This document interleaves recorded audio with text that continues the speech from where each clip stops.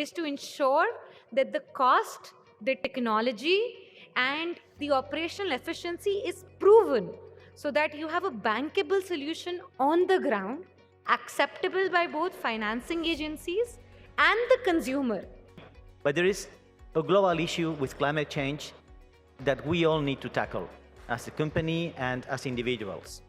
Wastewater or waste management is a very important component for the city specifically, and there the user charges, or for that matter the government support, is right now required. So as a country, we should also take a step back and say that what can we do to become a leader in technological innovation.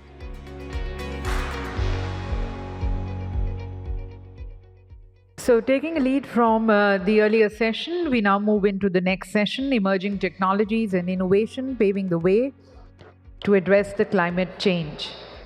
And as we take it forward, as we look into technologies and innovation, we also look into the finance part of it, the cost transition, be it in terms of the technology, the innovations, the jobs, the social impact it can have, the R&D, experimentation, all those, what is the key to unlock the new and the long-term sources of finance? These are some of the talking points which we are going to be taking with our, again, very passionate panelists who have extensive experience of working in the field.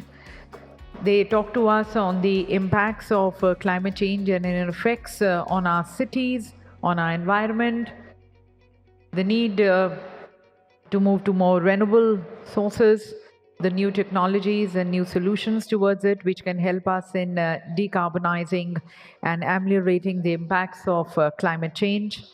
What are the barriers they see towards it? The various mechanisms that can foster innovation, approaches for a faster diffusion and upscaling of the climate technologies.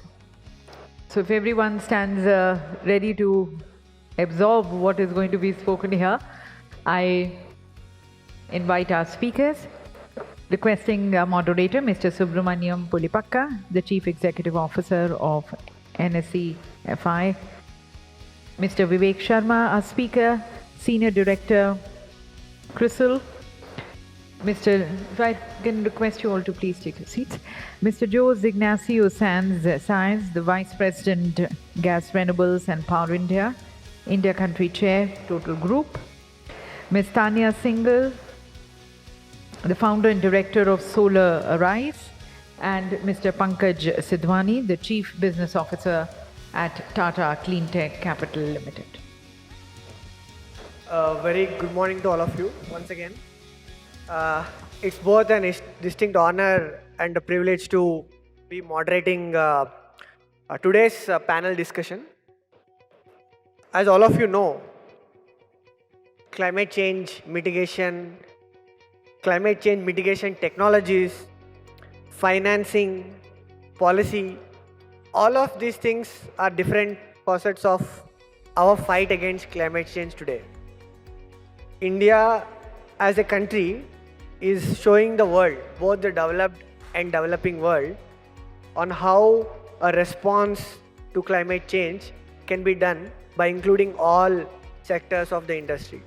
As we speak today, we are the only G20 country which is in line to achieve its Paris climate commitments. But there's much that needs to be done in this context. Today, we have a set of illustrious panelists who will take us through the different aspects of technology, innovation, finance, and of course, upscaling of different climate change combating technologies that can be achieved in Indian context in specific, but also how it can be set as an example globally. I'm very happy to introduce all the panelists today. We have Ms. Tanya Singhal, the founder and director of SolarArise with us. Mr. José Ignacio Sanz, the VP Gas, Renewables and Power India and the country chair for Total Group, is also with us. We have Mr. Vivek Sharma, the senior director CRISIL, also with us, and my good friend Rishabh Jain, program lead from CEW, also here with us. So the panel is of very good composition. We have world's largest energy giant with us, India's developer. CRISIL of course needs no introduction, and CW has been providing thought leadership in this sector for almost a decade now. So let me start with Ms. Tanya. So Ms. Tanya, SolarArise is a key player or key partner today in India's fight against climate change. Yes. So where do you see the mechanism that encourages new approaches for fighting this climate change happening in India? And how can we upscale this today? Because we have installed 50 gigawatt of solar today. We should do 250 more in 8 years. That's almost 32 gigawatt every year. So how can we upscale it rapidly while not compromising on the fundamental aspects of renewable energy? Thank you, and good afternoon, everybody. So first of all, I think one of the biggest difference that I would say sitting here is the question itself tells us the change in philosophy that we have come to. You know, there was this time in 2010 when I started working in solar, when solar was at 18 rupees, and it needed a crutch of a subsidy to walk and help. As we sit today, we are talking of tariffs of 2.3 rupees, which is sub-grid prices. So we are no longer a CSR solution. You're a must-to-have solution, a revolution waiting to happen. And that's why I like when you say upscaling, because upscaling can happen when the base value proposition is there in the solution itself. And you're not waiting for external crutches to make it happen.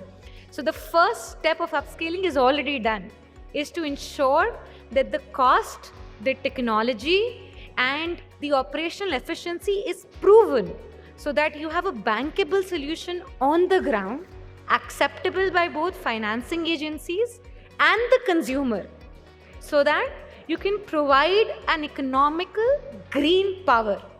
And that's the biggest achievement I would say we should all as a country step back and say that we have got. You know, and sometimes we all look at targets. When we started, we said we want to get to 20 gigawatts of solar by 2022. Today, we are sitting with north of 40 gigawatts and we are questioning that. You know, so it's always our aspiration to say we want to become bigger and better.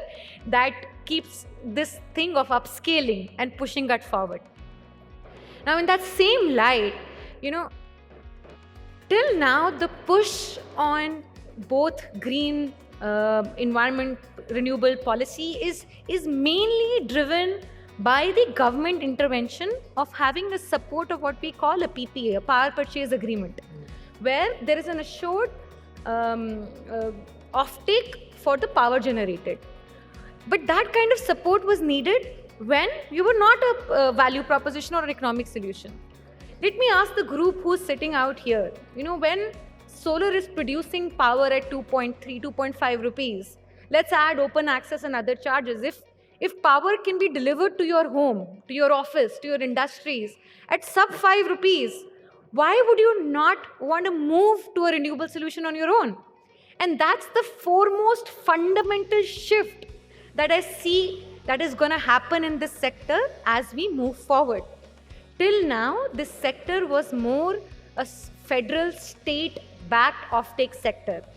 Now the sector has to open up for people like you and me to directly buy power, for industries to buy power, for consumers to buy power. You know, when do we step back and think, what is Tanya Singhal's carbon footprint? You know, what is my scope on emissions? Can I really work and spend maybe a few percentage points of my income to get this green power out? Because I think we're all looking at the government and their policy solutions to say, can upscaling happen? But I think the upscaling solution is sitting partly within each one of us. Do we have the will? Do we have the resources to spend to make that transition? How many of us are moving in electric vehicles? How many of us are actively saying, I want to buy renewable power in my work, at my home? And I think that's the biggest change that we need in philosophy to come not from just the policy and the government intervention, but all of us as users to say we need this push to be green. And as we sit today in a smart city enclave, a city is only as good as its citizens. So the citizens have to take the first call. What's beautiful is that the narrative, the question has changed. You're no longer asking, will renewable work? Will the sun shine? Will technology happen? You are now in an era where your questions have changed. For us to all be carbon neutral by 2070, we're looking at a $10 billion of capital. And whatever we do, we'll be short by 50% of it.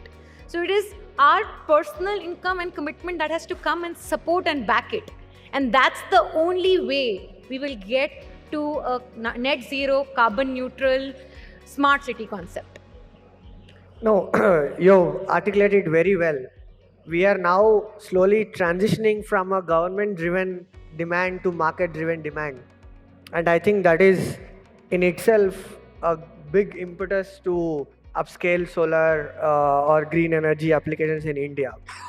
Now, I would like to ask Mr. Sanz from Total.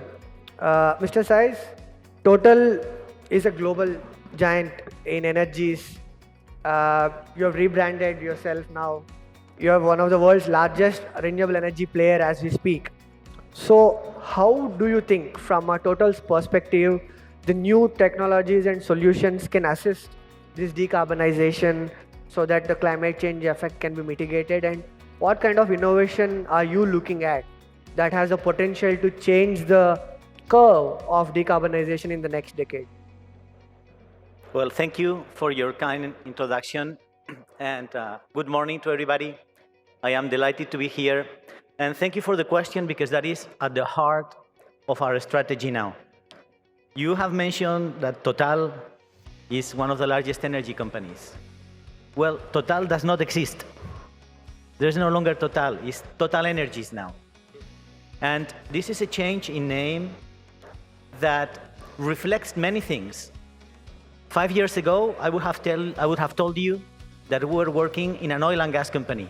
We were an oil and gas major. Today, I cannot say that. Today, we are a broad energy company.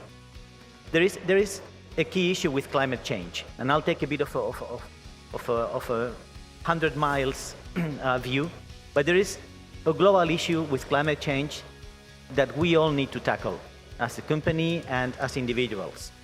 For us, it was at the heart of what we do, at the core of what we do. We are a company that supplies energy, and we're supplying energy to our customers.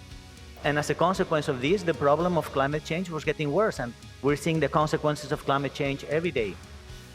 So we needed to change. We needed to embrace this transformation.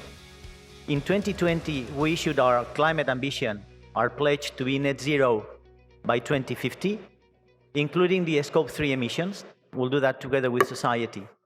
But we are completely transforming, and you were mentioning about new technologies and new techniques and new organizations. The answer is yes to everything.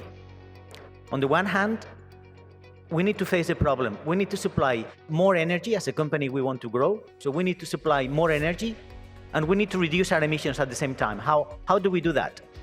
So we have defined this strategy around 4 pillars. First of all, we're going to be working more with gas, being natural gas, LNG, biogas, and hydrogen, which is the big thing coming. Second pillar, we're going to concentrate as well on electricity, mainly on clean electricity. And we want to have 35 gigawatts of renewable electricity by 2025 and 100 gigawatts by 2030, which is an extremely ambitious target. We're still going to produce oil. The world needs oil, and unfortunately today we see that there's still a need for oil, but oil needs to be produced responsibly, so we will only sanction oil projects that will help reducing the carbon intensity of our products. In this regard, with emissions, we're working with 3 words. One of them is eliminate, prevent them, and that is done at the design board of the project. Second is mitigate. What you cannot eliminate, you mitigate. And when you mitigate, that's with new ways of operating our facilities. And for those emissions that cannot be avoided, we need to capture them or compensate them. Finally, the last pillar in line with this is that we're developing a lot of work on carbon sinks. With this, we're changing our focus. We have changed the way in which we work as well. We have many engineers in our company who are experts in oil and gas, especially oil. We didn't have engineers who were experts in renewable, and we need to bring them and we need to put them together. So we have created, at company level, a complete new branch we call One Tech that brings together all our engineers. Our all engineers for oil and gas projects are new engineers. There are synergies we can see, for instance, in offshore wind projects. We have a deep knowledge of deep offshore operations. So there can be synergies there. And we want to have this technical cross-fertilization among our technical teams. Finally, we're changing as well the way we work. And India is one of the best examples of what we're trying to do. And we are working in a different way with local partnership. We were discussing before that the way of doing business in India and managing and running projects in India is very different from the way it is in France, for instance. And we have learned the hard way that the last thing that you want is to run a project in the French way in India. It just doesn't work. And we faced it the hard way. So what we have done is that we have got a local partner, and we are partners with the Adani Group. We're partners in LNG projects. We're partners in CGD, in City Gas Distribution. We're promoters of Adani Total Gas Limited.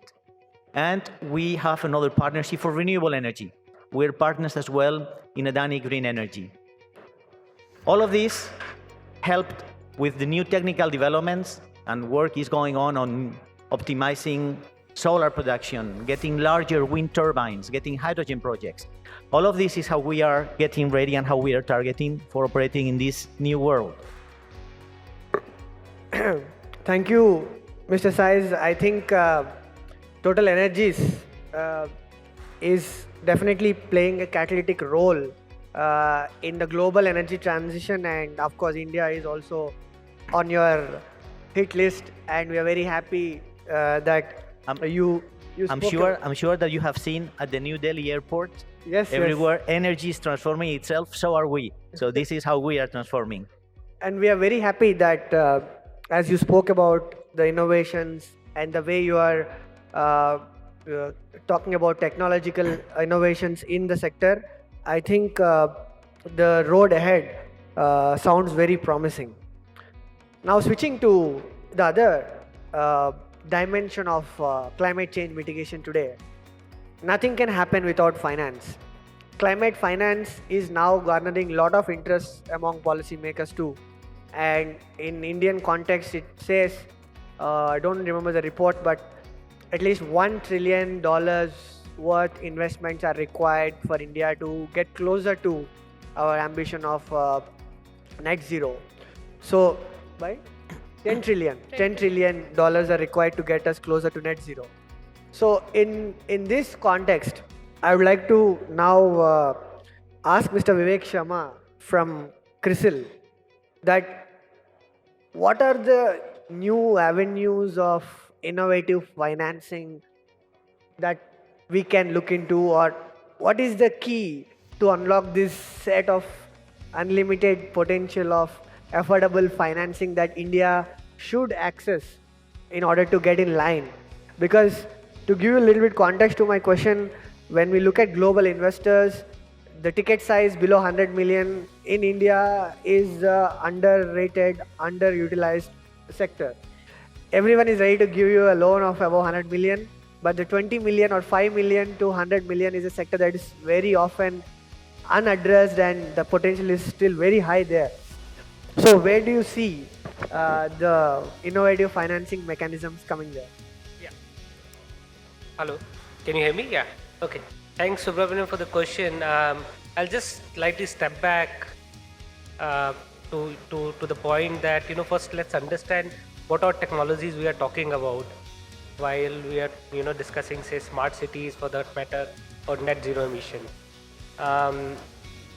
Tanya did mention about the solar and wind, which to large extent has become, I would say, autopilot in terms of the price competitiveness, and therefore, to large extent, the lending or the financing issue has been addressed. Even though there would say still room for improvement in the pockets when we are looking this more from a hybrid perspective, where we are trying to make solar or wind a 24/7 power by taking storage into account. So let's come to the second point of the storage. I think that is also going to play a critical role, and there also there is some work around PLI scheme and other has been done, so that this gets to an extent support from the lenders, the financial community. But there are host of other technology which I think still in the incubation stage, and there I would say a lot of financing issues need to be addressed. Whether in terms of say how the hydrogen is going to play out, there is initial degree of support from the government required, both in terms of the PLI scheme. I think they are already discussing to make it slightly more viable, and also assured procurement from them, similar to RPO as we have in the solar side. Can we have a similar on the hydrogen side? So I'm talking of the nut and bolts before the financing can also play in, because for financiers, any financiers, they need to address some of the risk, and risk are largely two. One is the viability of that project, who will pay for it, and second is the assurance that it will get the the long-term contract, or that kind of procurement assurance is required. These two actually are fulcrum for attracting a long-term financing for this, and to answer your point, the money per se is not an issue. Globally, there are funds now, there are green financing happening which are focused on this. All we need on the other side is that to actually create those structures which are viable to take that off. Just to give an example, I talked about hydrogen, but if we move to cities specifically, and we have not normally don't discuss that. In West, in Europe, you have already seen retrofitting happening a big way in the housing side. There's a long way in India to talk about that, whereas it's a big emission reduction option. We have the required technology, but who will pay is an issue in India. Similarly, for the new green buildings, even though the cost maybe will be 10 to 15% more, but that again need to be looked at how that could be addressed well, so that the required attention of the financing community also come into play. Wastewater or waste management is a very important component for the city specifically, and there the user charges, or for that matter the government support, is right now required. We have done this study in a number of countries, including India. Otherwise, the waste management for a city like India and country like India, where the per capita is still a challenge, will be a long way. So there, I would say we need to have a combination of innovative financing. That includes some degree of multilateral support. In some cases, they are like GIZ or KFW who are giving some grant. There are support in terms of credit enhancement or partial guarantees, which has been given by the multilateral and the government. As we speak, we are working with NITI and ADB for working out similar thing for the EVs penetration in India, because there is a concern on EV right now, and as Tanya mentioned, that ideally everybody should know that EV operating cost is much lower than the running a vehicle on oil. But the fact is the upfront cost still is a slightly painful for them. If somebody is spending couple of lakh more or 3 lakh more, they think it doesn't make sense. But there I think some role is to play by the financing community, and we are trying to work that out to ensure there is some established resale for these vehicles and the battery issue is resolved. So it's very nuanced for each sector, to answer your point, Subrahmanyam, and we need to find a way which is specific to that subsector, which addresses, as I said, largely the risk perception in that sector, which is in EVs is a case of resale of the battery. In case of wastewater user charges, maybe you need to give upfront. Similarly for the battery, as the PLI scheme is supporting, but still one need to look at how viable is. And for hydrogen, for example, it's very important that we have some assured procurement for some time with along with the PLI scheme. The financing is not an issue. There is a lot of funds across the globe, investor community. In fact, the good part is in last couple of years, I would say there is a lot of focus on ESG while financing. So ESG has become part of financing. It has become part of investor community. So anybody who is looking at this will be happy to generate their value or leverage that value if they are more ESG compliant. The financing community also. So I think both need to marry. There are two hands need to clap. So for financing side is there. On the policy regulatory side, it needs to be slightly more consistent and provide a specific solution. Thank you very much, Mr. Sharma. I think thank you for validating our fact that there is financing available. It just depends on how you can use it. Now, I would like to ask Rishabh. Tanya spoke about upscaling the technology, and Mr. José spoke about innovation and how the road ahead is. Where do you see, or how do you see we can upscale these innovative technologies so that today the technology that was mainstream 10 years back is obsolete now? In solar, it's 3 years, the life cycle. So how do you see these innovations getting upscaled, and what should India do to facilitate it? Thank you, Subbu, and good afternoon, everyone. I'm Rishabh. So, there are two ways of looking at it, I would say. One is the existing technologies that exist.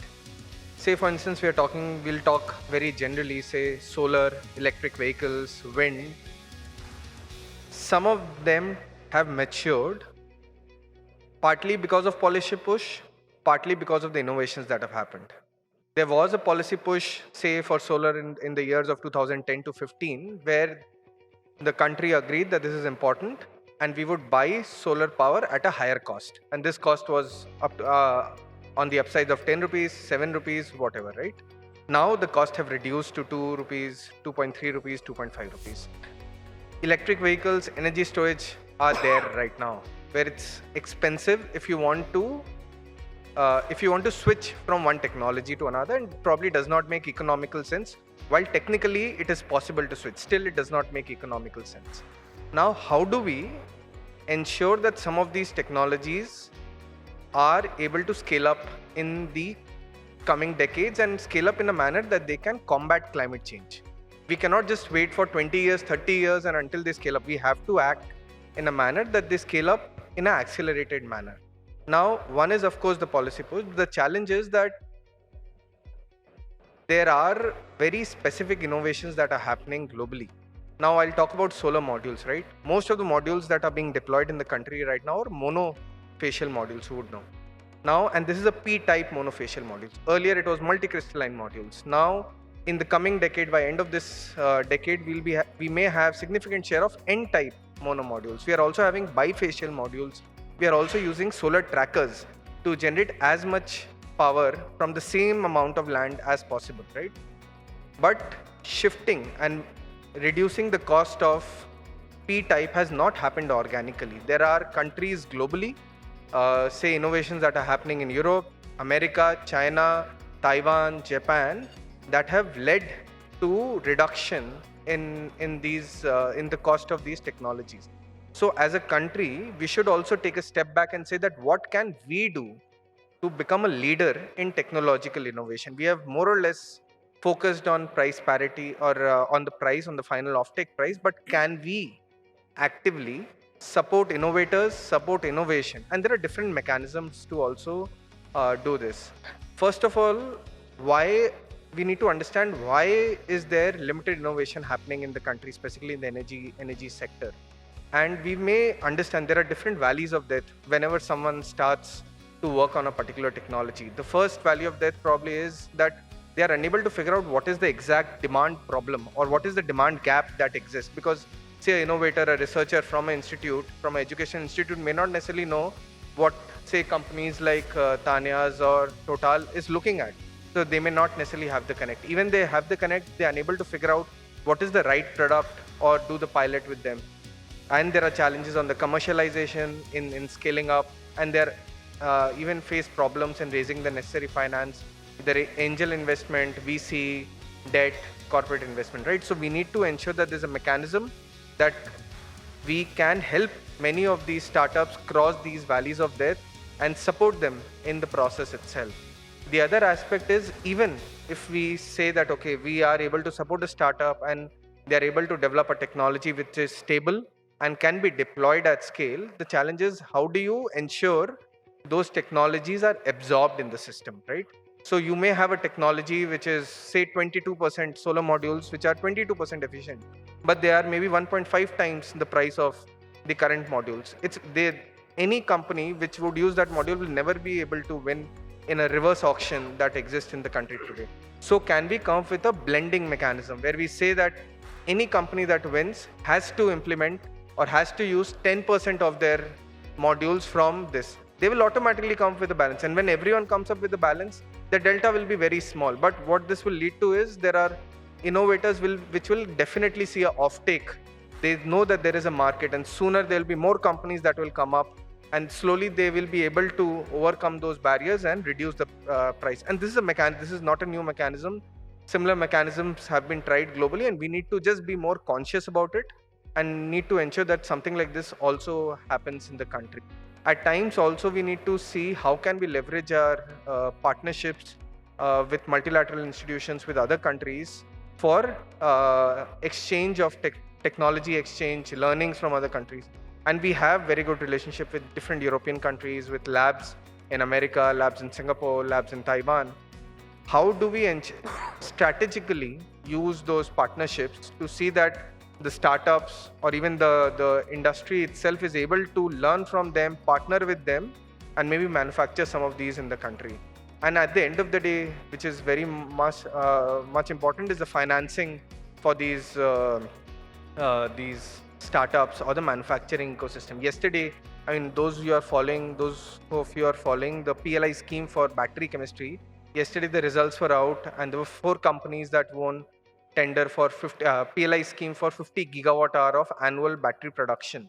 Now, India currently has negligible cell capacity, but say 2 companies, specifically Ola and Hyundai, bid and have successfully won 20 gigawatt hour of battery capacity. And from 0 to 20 gigawatt hour seems like a huge push, but they are able to do it because they have a factory, and they may be able to necessarily raise the finance to set up that manufacturing capability. But there are many startups in the country who are manufacturing battery cells and have been doing it for many years, but they're struggling to even set up 100 megawatt of battery manufacturing capability. So we have to ensure that those who are in the already doing it and have successfully maybe set up a technology and have tested it in the lab, what are the mechanisms both at the national and at the state level that can be deployed to support them constantly? So, thank you.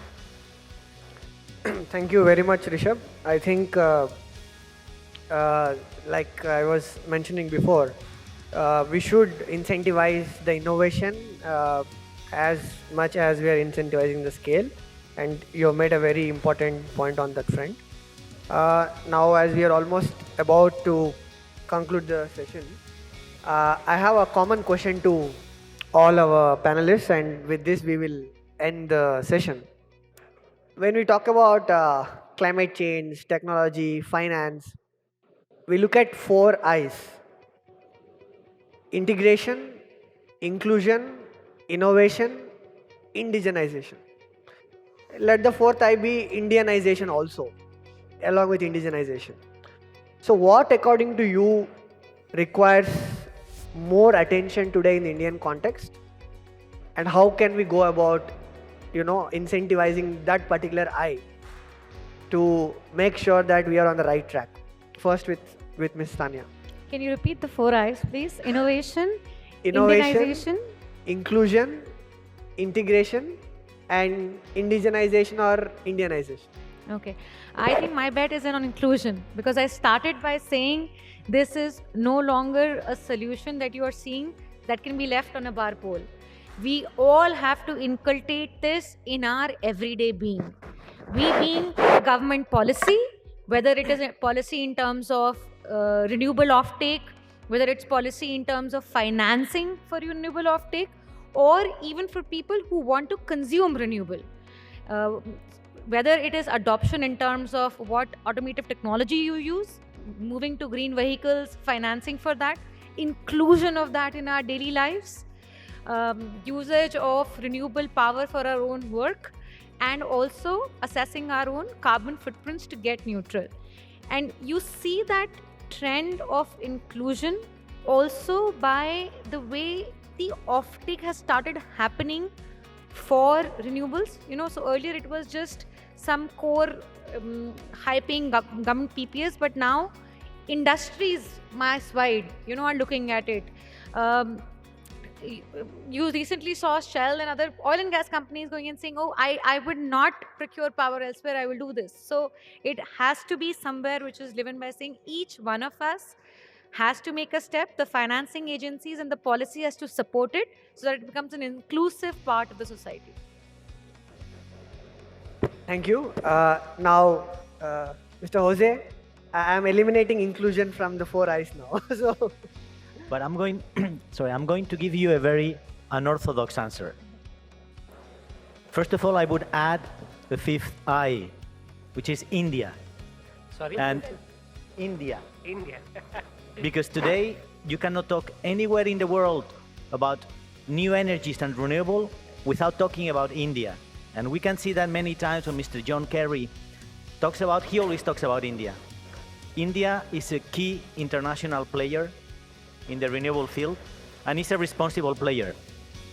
Having added this 5th eye to your 4 ones, I'll answer to you that to me the most important is one S, not I. I told you this was going to be unorthodox. Vivek mentioned it before.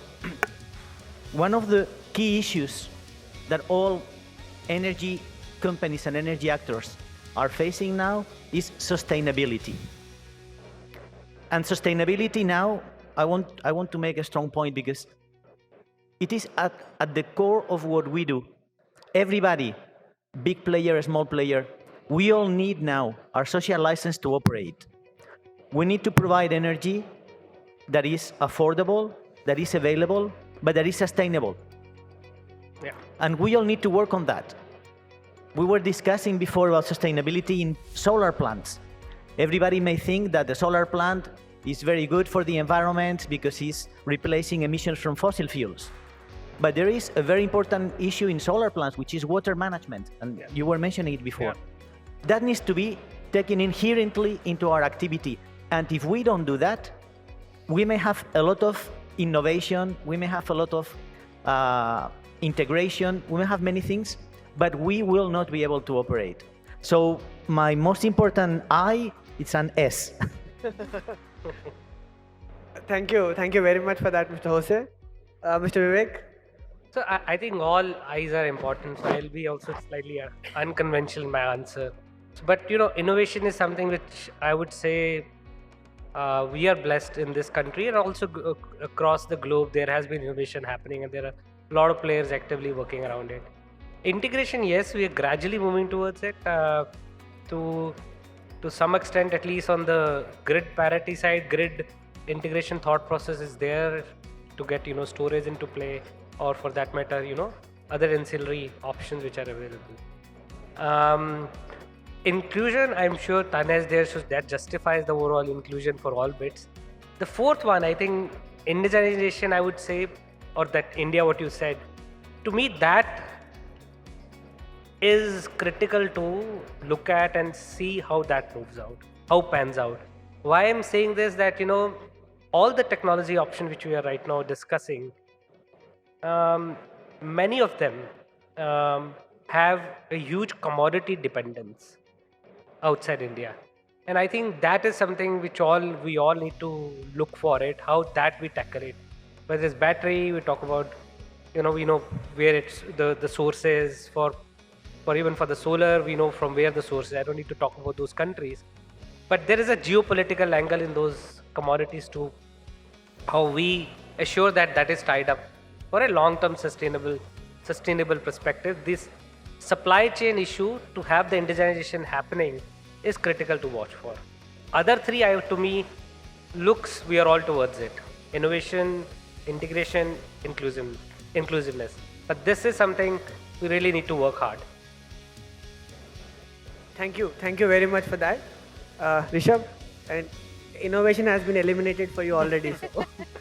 I wanted to say innovation, but yeah, I'll continue. Innovation and improvement, I think, are the most important thing for us right now. And this is not necessarily in the technology, right? It's across the value chain. We have spent, and at least since the National Solar Mission, it has been 12 years, even more years since we have started deploying wind.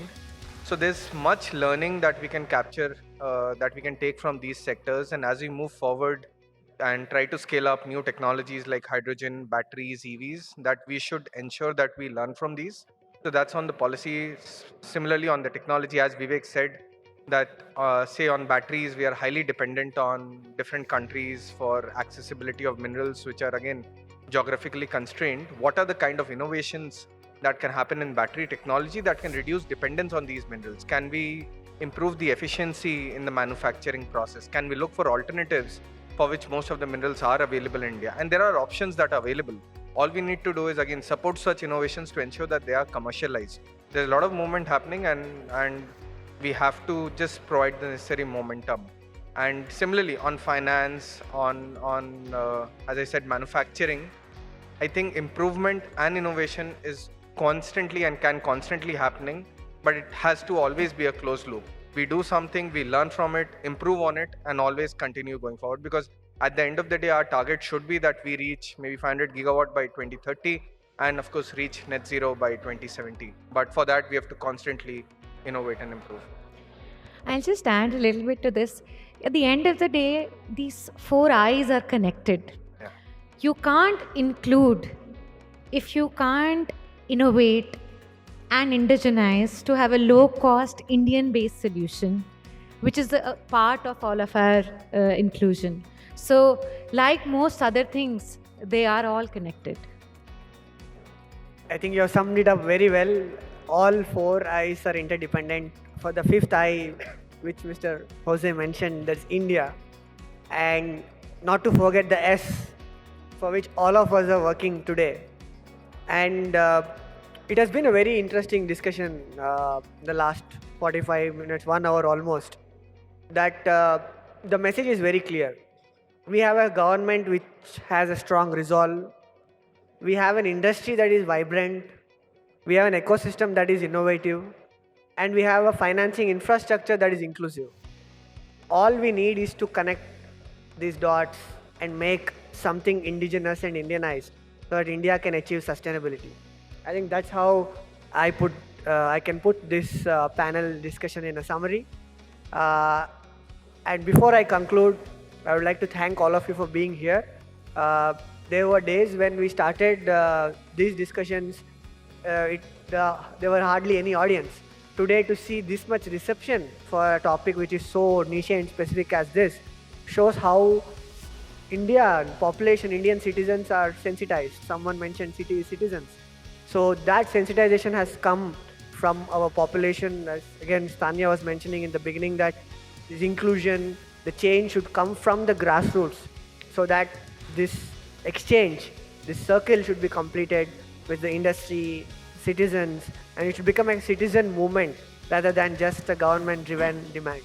So with this, I would like to thank each and every one of you, Ms. Tanya, Mr. José, Mr. Vivek, Rishabh, for being here, for sharing your thoughts, and most importantly, for completing 10 minutes before the time.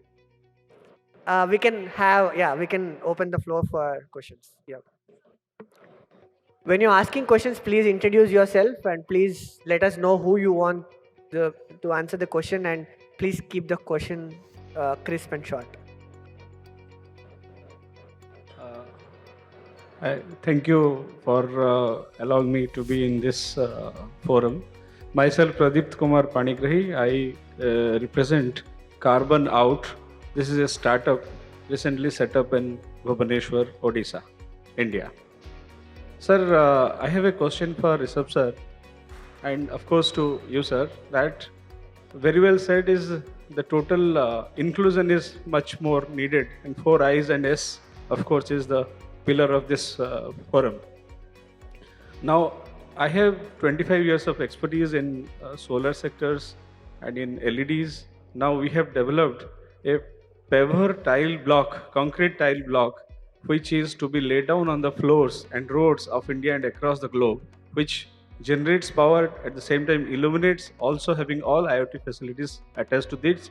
So this can be a game changer product in the context of sustainability and innovation, of course, on solar technologies.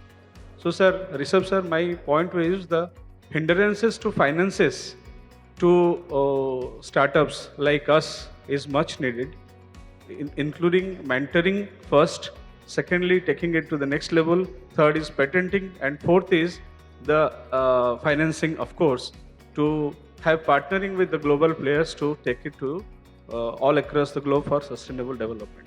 So, your take on this, along with you, I would also like to have all of your views on this, sir, how we should go about as a inclusive entity to make this event successful.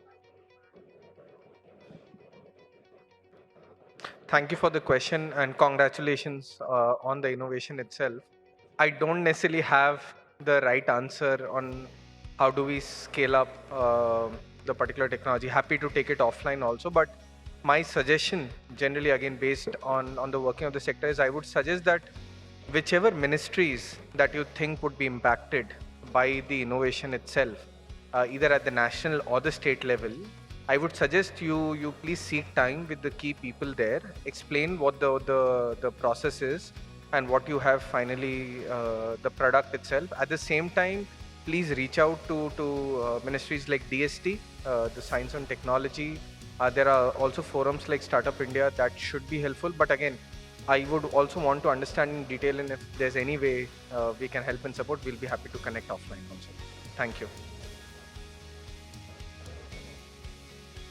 Next question, yeah, please. Thank you so much. I'm Sunil Kumar Shinde from Mumbai and Solapur here. Thank you so much, Rishabh ji, Tanya ji, José ji, and Vivek ji first. I have a query with Tanya specific ji here. I'm working on a big grid city project here that's called a Solapur Metro, which is having a length of 220 kilometers. Okay, and that Solapur is very famous for sunshine. It occurs 280 days out of 365 days. You'll find the sunshine is there. Okay, I want to prepare a case study which will definitely can present to India as well and across the globe. I would like to calculate, say, amount of CO2 saving on year basis. I kept vision for 100 years. I want to calculate the entire 100 years of saving of CO2. Anything, whatever the emission get there. Can you help me to calculate this thing? To prepare a case study for the globe, Actually, thank you for your question. You will not need to wait to create a case study. There's so much work that has happened in solar that within 5 minutes we can solve it. You know the total area. We know today on an average you need about 4 acres of land to build about a megawatt of solar peak. With that area, we can calculate how many megawatts of solar you can build, and that tells me how much renewable solar power I can generate each annum. 1000 units is equivalent to about 1 ton of CO2 I save, and that tells me how much CO2 I can save each year, multiplied by 100 and you're done. You know, one of the things we don't realize, and just because you said, just 7% of the Indian desert land is sufficient when powered by solar to fulfill the power needs of the whole of India. That is all that is needed in terms of land requirement. We have so much land in India. What we need is the financing and the offtake behind it to ensure that we can get this green solution up.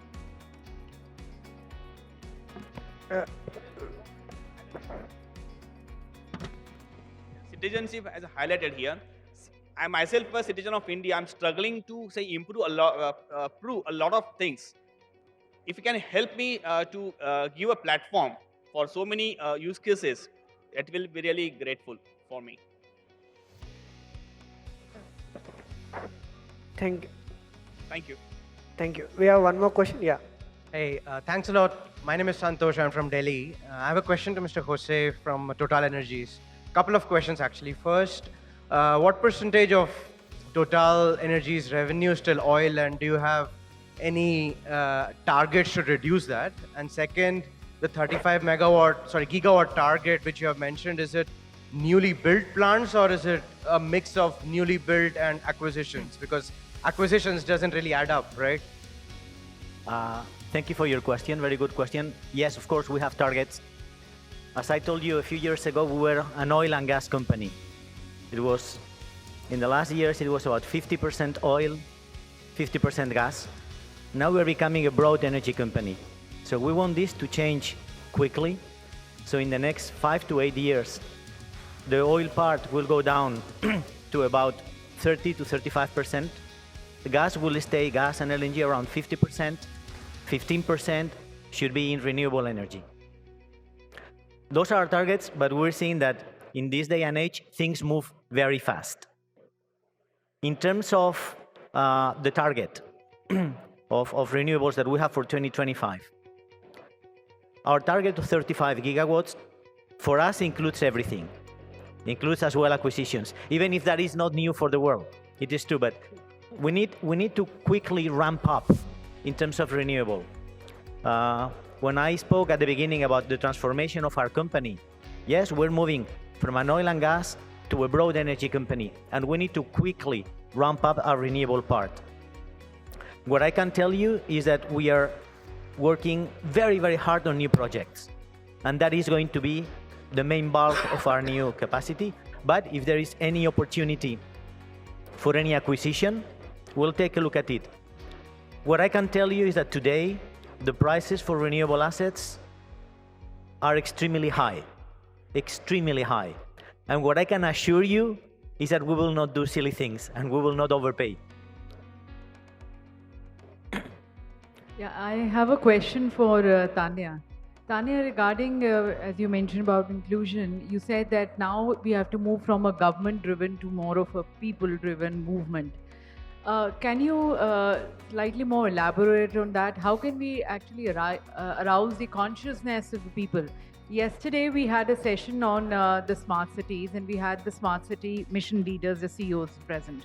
And one of them from Indore, he mentioned that in the city of Indore, they have been able to arouse that consciousness among people that now they are ready to invest. Now the government is no more, giving them incentives and all that. They are themselves taking it, irrespective of whatever the cost is, because probably, Indore, the incentive for them has been that Indore has been bagging the prize one after the other. So that in itself becomes a motivation factor. So anything, if you can... what I'll say is, कोई भी काम कराने के 2 तरीके होते हैं, प्यार या मार, right? And that's the only procedure available here. So if you look at it, today, how many of us actually know our carbon footprint? We don't have the information. With information comes the will to work on it. So first what we need is an access of information to be able to know what we are doing wrong and what will it create as an impact to our future generations. And that's the first step, which has already started. Yeah, so how do we get that access to information among the, because we are not talking about, just that 10 or 20%. We're talking about the 70% of people who even don't have that access to information, and they are more struggling for their everyday, Exactly. And that's a problem which even at the ministry level we're looking to solve by creating a tool which can monitor your, more right now at the company level, CO2 footprint, and then also at an individual level. But having said that, the very simple things that we can do which we don't know of. There are projects which you can support, which help reduce CO2, whether it's like a simple cook stove project, which is where the Indore city has taken its biggest leap on, or forestry, or other things which generate what we call as a carbon credit. And then that carbon credit gets credited to you. So as an innovation part, I see a lot of things that can happen here. Our income taxes can go down if you're green. That's a policy intervention to say, if I prove my green footprint is this, my tax slab changes from this to this. That is the incentivization way of doing it. Or saying that as a view, if I spend X much, that becomes a rebate for me. So the path is wide open. What it needs is obviously one, the government policy intervention, and two, the will at a larger consumer level to happen. The biggest part of this is we're talking about it.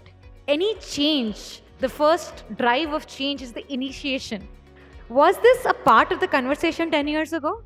It wasn't. The fact that you are raising this question, we are sitting here, we are in a conference of smart cities, talking about green is a first step to that change.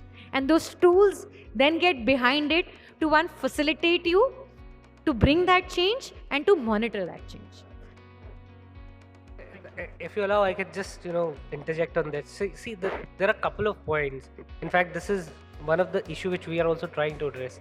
I give an example of electric vehicle. The fact is, most of us, even people like us, are not aware on the operational cost. We have this rings anxiety. Rings anxiety is like, where will be the charging station? We are not aware of the fact that we don't need that much of charging or what adequate charging. A lot of civil society need to be more active. Fact of matter is, somebody does the math today, it's cheaper. I have a EV vehicle. I bought it because I'm clear that it makes sense in 3 to 5 years. Initially maybe it's high, but people need to be educated around it. Maybe it's a civil society. We told to the ministry that you may have to do some capacity building around it, create some noise around it. Besides what we are doing, most of people are not aware. Most of the educated people are not aware. So for example, in Gurgaon there are housing societies. You can put charging stations there. You will get rental. A lot of things could be done.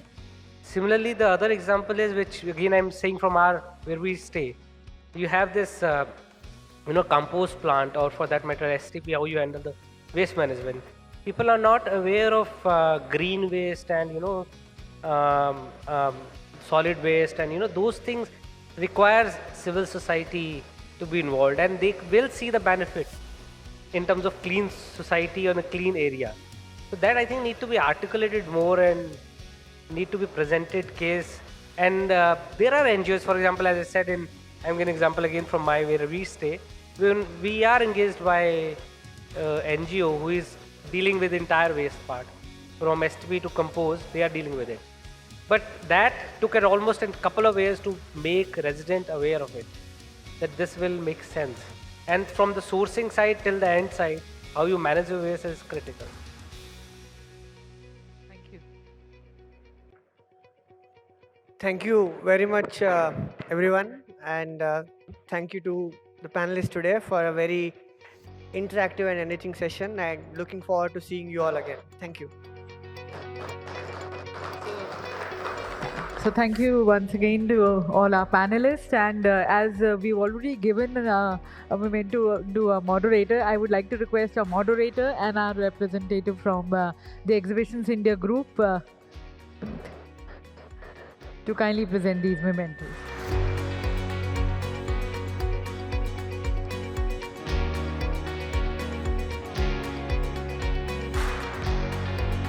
Thanking Vivek Sharma. Our esteemed thanks to Ms. Tanya Singhal. Thank you, Mr. José.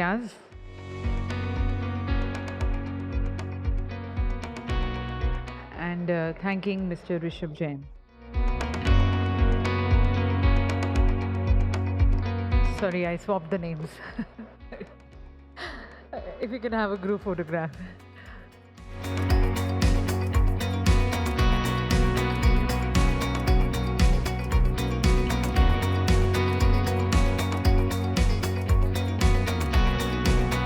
So thank you to all of you also, ladies and gentlemen, for being a part of our sessions.